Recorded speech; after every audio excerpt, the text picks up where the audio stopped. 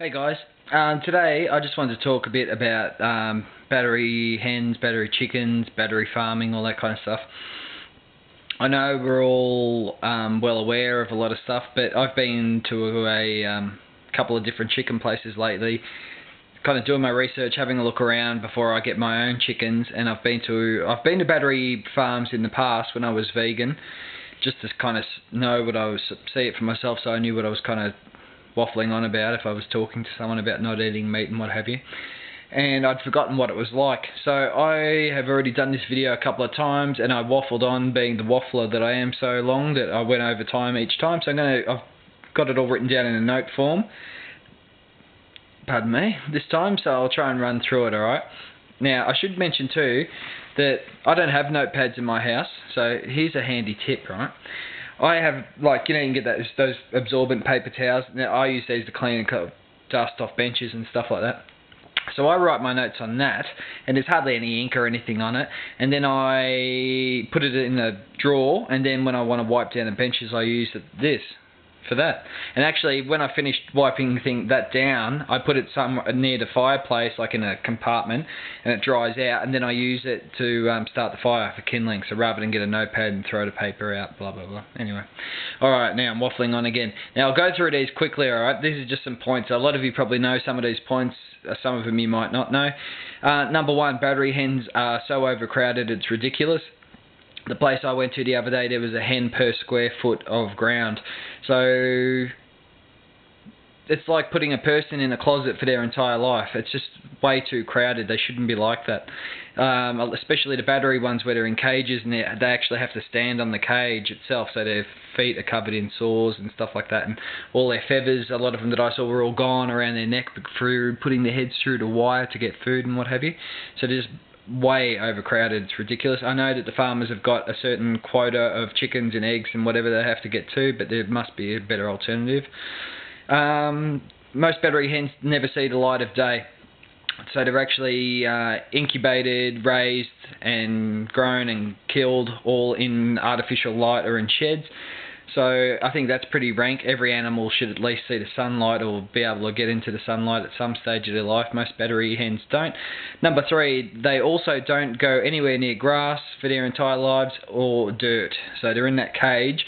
They're raised on the place where I saw, they raised their own chicks. So they were incubated, the chicks came out, the chicks were de-beaked. Pardon me, I was eating popcorn.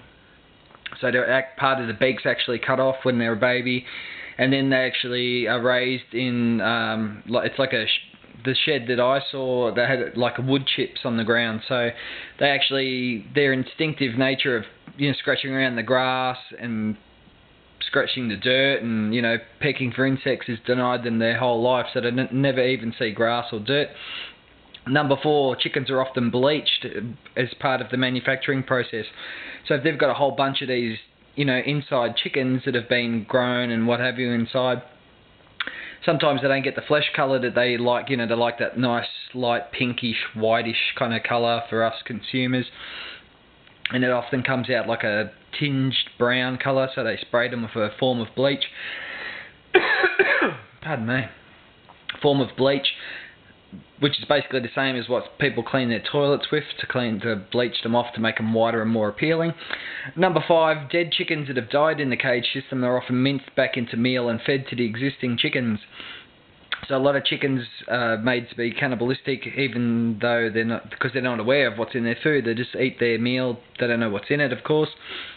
They don't like to waste the chickens that have died from whatever they've died from, mind you.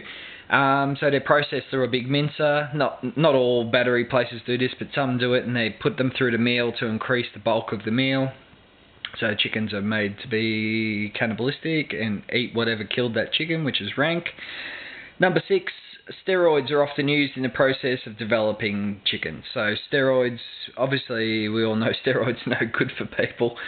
So the steroids that have been put into chickens, a lot of them have been banned and what have you in certain countries, and they haven't in a lot of other countries as well. So they actually have been proven to contribute to defects in childbirth and stuff like that. So that's obviously bad. Number seven, countries that have had steroids, I can't read my own handwriting, have instigated the use of hormones instead. So they've been using hormones. So chickens are actually fed hormones in their food, and sometimes they're put into the water that they drink as well, to increase their capacity for actually putting on bulk. So they actually go off their legs, which is the term they use. They go off their legs, so they put on so much weight, like breast meat and what have you, that they can't actually stand on their own feet, and they're forced to squat. So they can't even move around. So that'd be like me putting on 200 pounds in like relative circumstances. So I couldn't stand up and walk around. I'd be sitting on the couch or whatever all the time. It's the same thing. And do you really want to be eating hormones? You know, like, hello.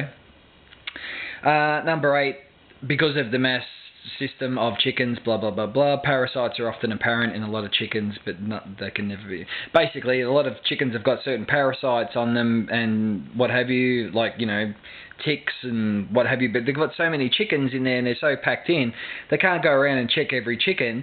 So a chicken could have some really nasty parasite on it that's just like, you know, can you imagine if you were in a cage and you got fleas or ticks or something like that, and you were never treated for it, you just had to deal with it for the rest of your life? That's awful too. So that's just shocking, I reckon.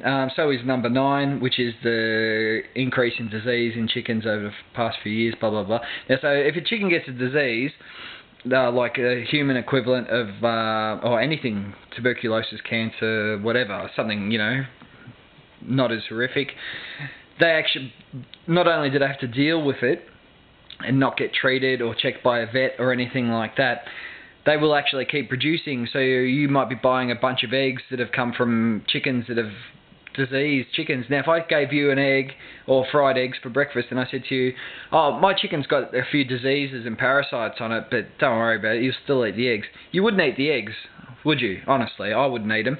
But that's what happens in the battery system. So there's no kind of, they don't get a vet around every once in a while to check on them. Ones that are starting to go, just go. God, got to stop eating popcorn. And number 10, there is a better alternative. Now, like, we all know about organic and free range and stuff like that. I think the only reason, like, there's obviously been a big shift as far as people buying that stuff goes over the last few years, because awareness has grown as well.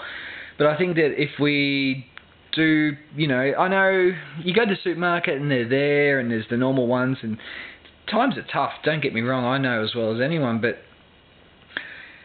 that extra couple of bucks, you know, like, I think it's a good investment, not only in your own health and your family's health, but in this eradicating the system. You know, if there's no market there, or no need for it, that market will diminish.